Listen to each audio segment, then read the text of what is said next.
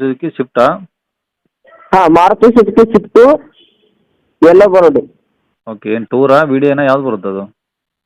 Tour S. Tour S yellow board ಗಾಡಿ. ಹಾಂ, okay, ಯಾವ್ದು ಸರ್ ಮಾಡಲು? ಮಾಡಲು 2019 ಡಿಸೆಂಬರ್ ಸರ್. ಅಂದರೆ 19 ಎಂಡಿಂಗು. ಹಾಂ, 19 ಎಂಡಿಂಗ್.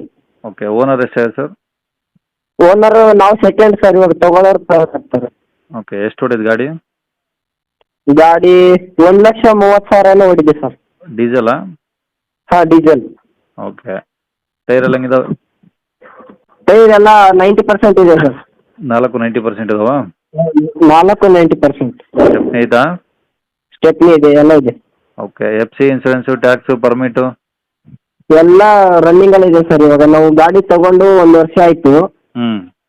ಎಲ್ಲ ರನ್ನಿಂಗಲ್ಲಿ ಐತೆ. ನಾವು ಮನೆ ತಗೊಂಡ್ವಿ ನಮ್ಮೂರಲ್ಲಿ ವಿಜಯಪುರ. ಓಕೆ. ಅದಕ್ಕಾಗಿ ಗಾಡಿ ಮಾಡಬೇಕು. ಲೋನ್ ಇದೆ ಮನೆ ಮೇಲೆ. ಓಕೆ, ಗಾಡಿ ಮೇಲೆ ಲೋನ್ ಏನಾದ್ರು ಇದೆಯಾ? ಇಲ್ಲ ಸರ್, ಪೂರ್ತಿ ಕ್ಯಾಶ್ ಕೊಟ್ಟಿದ್ದೀವಿ ನಾವು. ಓಕೆ, ಹಂಗಾರೆ ಒರಿಜಿನಲ್ ರೆಕಾರ್ಡ್ಸ್ ಎಲ್ಲ ಇದಾವಲ್ಲ? ಹಾಂ ಸರ್.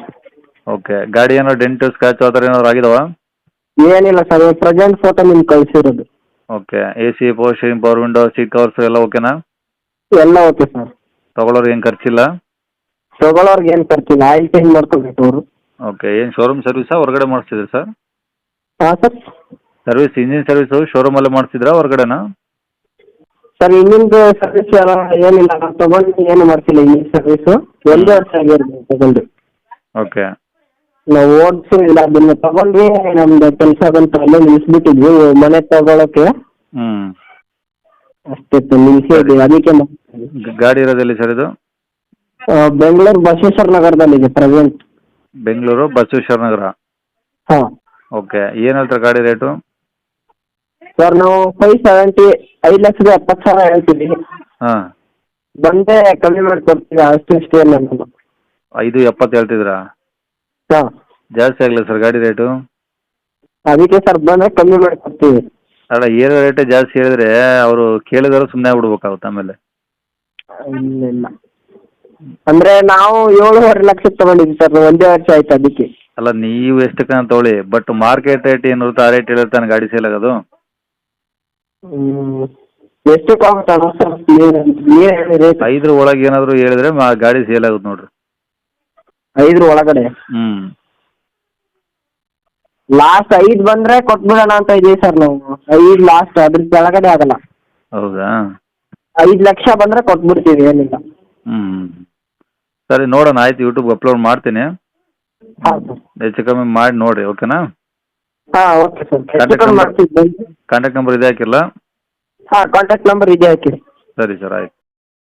ವೀಕ್ಷಕರೇ, ಇವಾಗ ಸ್ಕ್ರೀನ್ ಮೇಲೆ ಕಾಣಿಸಿರೋದು ನಮ್ಮ ಯೂಟ್ಯೂಬ್ ಚಾನಲ್ದು ವಾಟ್ಸಪ್ ಸಂಖ್ಯೆ. ವೀಕ್ಷಕರೇ, ಈ ನಂಬರ್ಗೆ ಯಾರೂ ಕಾಲ್ ಮಾಡೋಕೆ ಹೋಗಬೇಡಿ, ನಾವು ಕೂಡ ರಿಸೀವ್ ಮಾಡಲ್ಲ. ಯಾಕಂದರೆ ಇದು ನಮ್ಮ ಯೂಟ್ಯೂಬ್ ಚಾನಲ್ದು ಬರೀ ವಾಟ್ಸಪ್ ಸಂಖ್ಯೆ ಅಷ್ಟೇ. ವೀಕ್ಷಕರೇ, ನಿಮಗೆ ಗಾಡಿಯವ್ರದ್ದು ಕಾಂಟ್ಯಾಕ್ಟ್ ನಂಬರು ವೀಡಿಯೋ ಕೆಳಗಡೆ ಹಾಕಿರ್ತೀವಿ ಟೈಟಲಲ್ಲಿ, ನೀವು ಡೈರೆಕ್ಟಾಗಿ ಅವ್ರಿಗೆ ಫೋನ್ ಮಾಡ್ಕೊಳ್ಳಿ. ಈ ನಂಬರ್ಗೆ ಯಾರೂ ಕಾಲ್ ಮಾಡೋಕೆ ಹೋಗಬೇಡಿ. ಅಕಸ್ಮಾತ್ ಅಲ್ಲಿ ಏನಾದರೂ ಟೈಟಲಲ್ಲಿ ನಂಬರ್ ಇಲ್ಲ ಅಂದರೆ ಗಾಡಿ ಸೇಲ್ ಆದಮೇಲೆ ಗಾಡಿ ಸೇಲ್ ಆಗಿದೆ ಅಂತ ಹಾಕಿರ್ತೀವಿ, ಸರಿಯಾಗಿ ನೋಡಿ ನಂಬರ್ ಇದ್ದರೆ ಮಾತ್ರ ಕಾಲ್ ಮಾಡ್ಕೊಳ್ಳಿ.